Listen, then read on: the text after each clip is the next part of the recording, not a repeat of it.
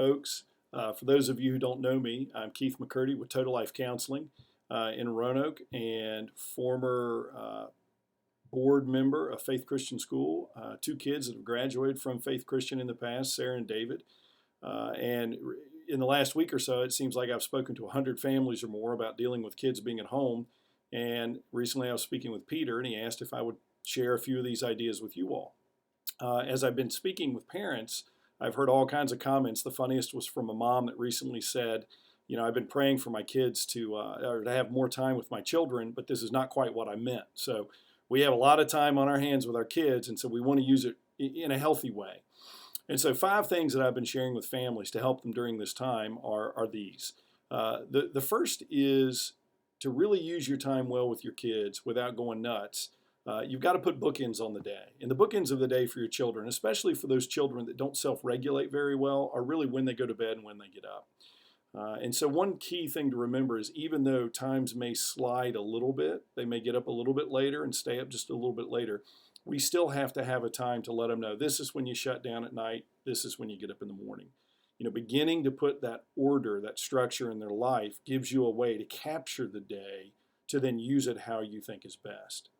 The second thing is to begin to put a routine in place for your kids. The routine I recommend to parents is if you've already decided when they're getting up, then have a time where you're starting school.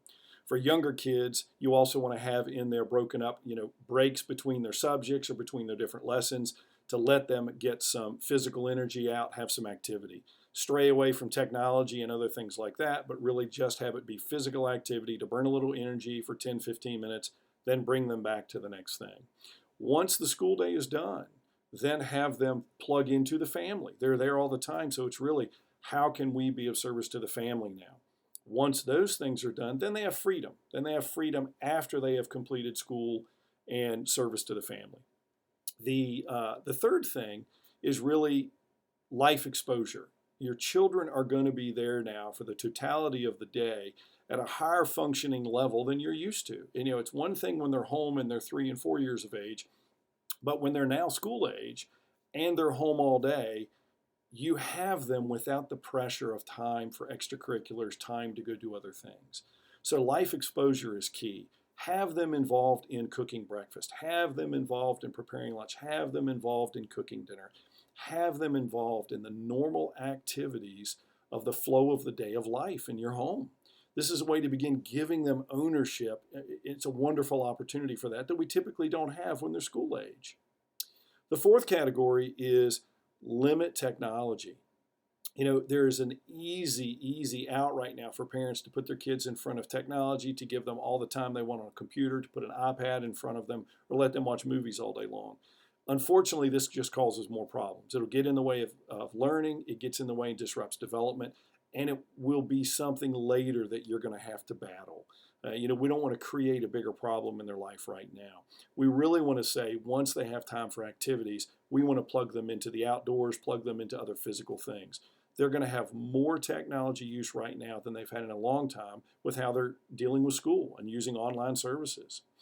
The fifth category is now that you have all this time, you have a wonderful opportunity to either create or recreate family traditions, and hopefully family traditions of fun. Now think about this. I had a mom in my office already this week that said, we have had more family dinners together in 1 week than we've had in the last 6 months. While that's a sad reality in many of our families from so many activities our kids are involved in, right now we have a pause and we have an opportunity to reclaim that. So think about that. Reclaim family dinner, but then reclaim what comes after that. Instead of our children going off to their rooms or going off to their iPads or the computer or YouTube, recreate family time, whether that is a family movie night, whether that is playing board games together, or even a family project. That's really another type of life exposure. I had a dad in my office last week with 5 boys, and he said, I think they're going to kill me. And we talked about family projects, and he decided they're going to build a fire pit in the backyard. Every day in the afternoon, their afternoon activities, the boys are outside digging a hole, stacking rocks, and then the family will enjoy what they have created. So think about putting back in that family time. The other thing that I've been asked from so many families, and actually from school administrators, is how do we help families deal with the anxiety and panic that's often going on today in our culture? And how do we deal with that with our children? Well, number one, if you've put these 5 things in play, then your children's lives are more stable. And when children's lives are more stable and routine, their anxiety level goes down. Number 2, think about 2 categories, what we can control and what we can't control. Most of the things that we get worried about or anxious about in life are really things that we cannot control. We need to focus on what we can control. And for our children, that's managing their day. That's operating in the home. That's being a contributing member. That's having fun with the family. That's doing activities that they can participate in. That's a world of things they can control. If that's where our focus is with them, we're also lowering anxiety. And then the third thing is you don't need to be listening to the news all day or on social media. Right now, the news and social media are eat up with irrational panic and anxiety. And it's really our job to insulate our children from that. So we need to turn that off. We need to not be having that fuel what we're thinking all the time.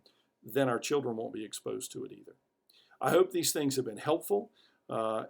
As the time goes on, we're going to come up with other parenting tips. We're going to take some questions that may be beneficial. And so I look forward to talking with you all in the future. Have a good evening and hope everyone is staying well.